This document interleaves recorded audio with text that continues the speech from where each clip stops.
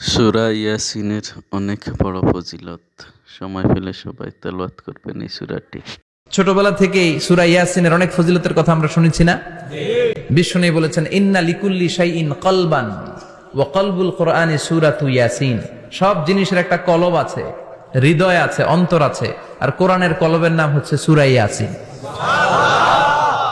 বিষ্ণু বললেন ইন্না লিকুল্লি শাইইন কলবান, সব জিনিসের একটা কলব আছে। ওয়া ইন্না কলবাল কোরআনি সূরাতু ইয়াসিন, আর কোরআনের কলবের নাম হলো সূরাতু ইয়াসিন।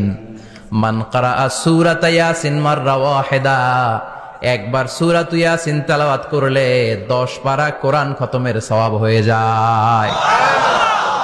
বিষ্ণু বলতেন ইন্না ফিল জাসাদি মুদগা, দেহে একটা গোশতের টুকরা আছে।